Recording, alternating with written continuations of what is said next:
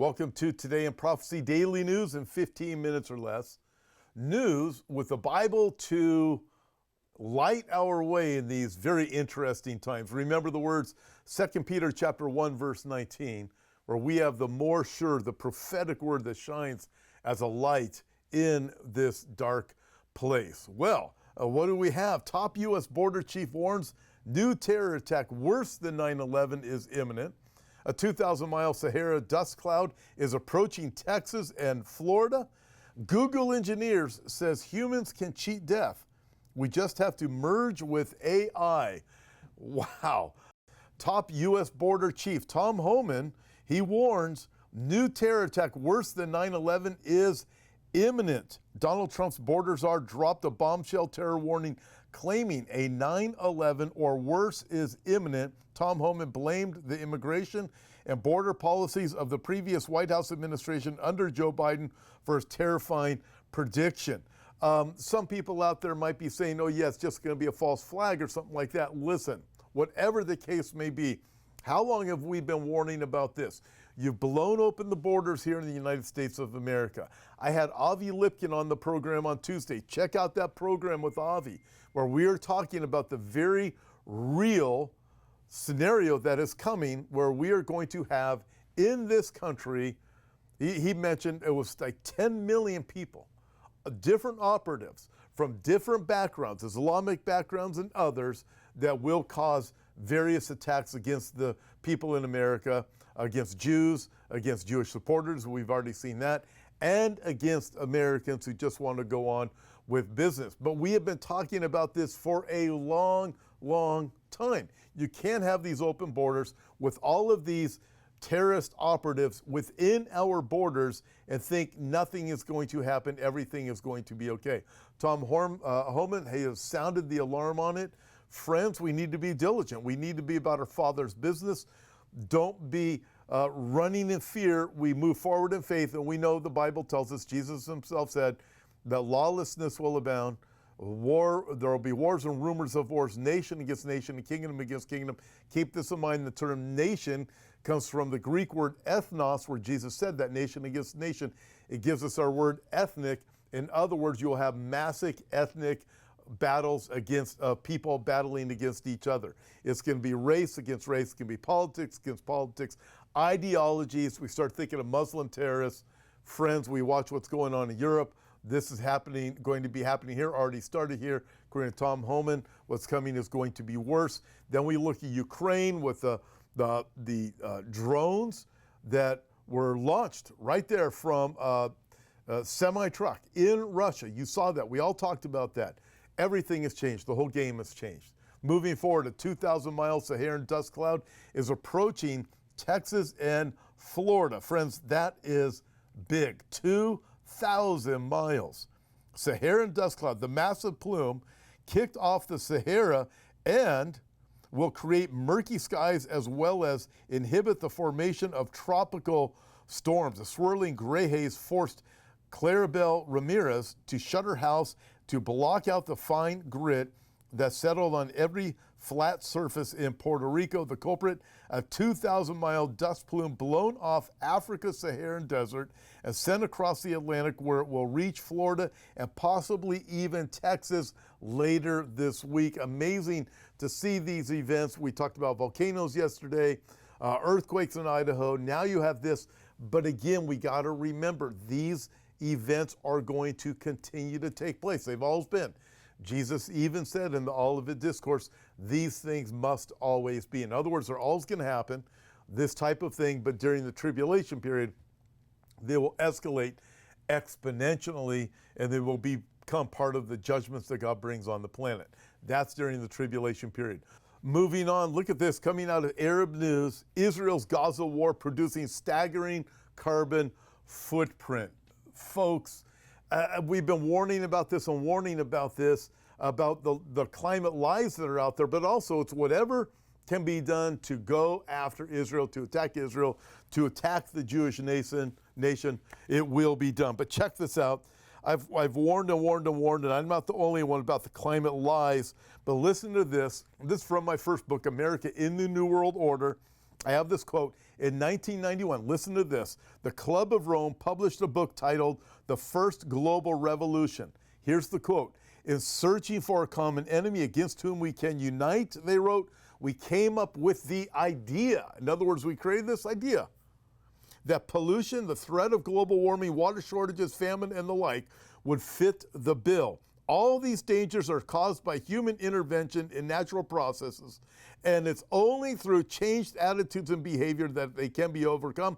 The real enemy then is humanity itself. They came up with the idea, hey, if we use the environment and we create this narrative out there, we can go after, we can control the masses of the people however we want. It's not a coincidence that Greta Thunberg, or whatever that person's name is, this climate alarmist, is set sail to go to Gaza to prove how bad Israel is. Listen, it is whatever can be done. Use it against the nation of Israel, and that is what is taking place. But again, this is 1991, the Club of Rome. Read it for yourself and you realize, wow, they're telling you we are lying, and yet people still just go along with it.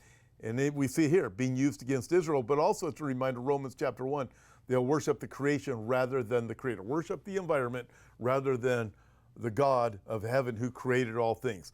Moving on, Canada investigates dual citizens serving in IDF for war crimes, fueling concerns of growing hostility toward Israel. This is to all my friends up in Canada. Listen, I met so many of you when we were in Lake Stevens, Washington, just this past weekend. God bless you guys. You have a very difficult time with your prime minister. How could anybody be worse than Justin Trudeau? Apparently, you are finding that out. But if you're Jewish, here he is, Jewish, served in the IDF, going after this soldier or investigating soldiers from the IDF for war crimes? You've got to be kidding me. No, we see the Western world turning against the nation of Israel. Friends, this is alarming. This is very disturbing.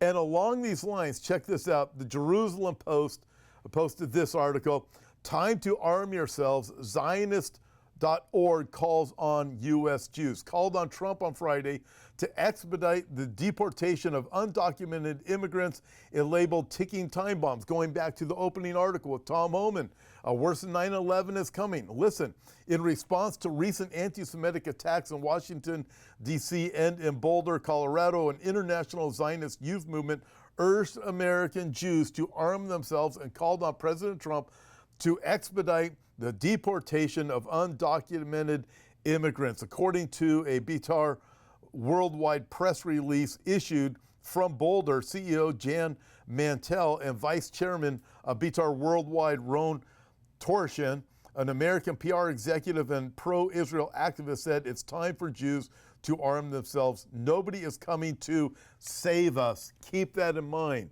I totally agree. There's very few people sticking up for Israel. Every Jew, a 22, stay alive with a 45. They warn that recent attacks could have ended differently had a Jewish bystander returned fire. Wow. I mean, you look, lawlessness is abounding. And you look at all of these different dynamics that are taking place. Folks, unbelievable. But this is the world that we live in. Hence, 2 Peter chapter 1, verse 19, as I opened in the beginning of the program, God's prophetic word, his more sure word, shines as a light in this dark place. Moving on, the Al Jamaina reports Washington warns UK, France against recognizing Palestinian statehood. Friends, again, just another reminder. We see UK, France, Canada, Australia. We see the Western nations that were formerly standing with Israel. They are turning against the nation of Israel. This is prophetic. The Bible tells us and warns it is going to go that direction. All I can do is encourage you. God tells us, we see over and over in his word, that Zion is his, Jerusalem is his. He has given Zion to his people, Jacob. And God is the original Zionist. So you have all of these movements saying God's done with Israel. Is God done with Israel? Paul the Apostle answers that in the New Testament, Romans chapter 11.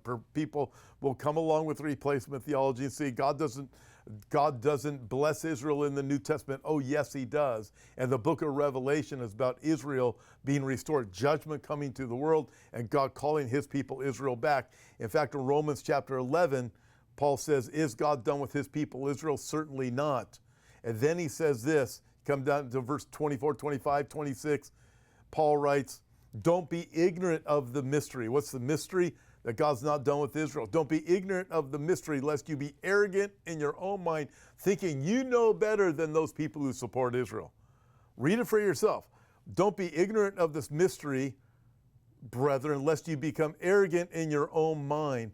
But blindness in part has happened to Israel until the fullness of the Gentiles come.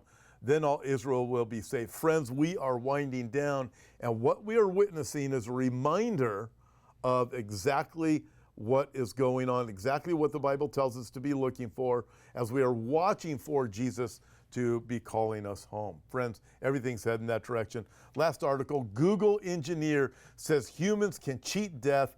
We just have to merge with AI. In other words, he's saying, you won't die. Guess what? This is the lie from the Garden of Eden. Think of this. So this is right, this article. Humans can cheat death. We just have to merge with AI. We've been told this over and over. Yuval Noah Harari used to say that. Listen to this, Genesis chapter 3. Tell me this doesn't sound like the same thing. Google back in the time of Genesis. Now the serpent was more cunning than any of the beasts of the field, which the Lord God had made. And he said to the woman, has God indeed said, you shall not eat of every tree in the garden? And the woman said to the serpent, we may eat of the fruit of the trees of the garden, but the fruit of the tree which is in the midst of the garden, God has said, you shall not eat it, nor shall you touch it, lest you die.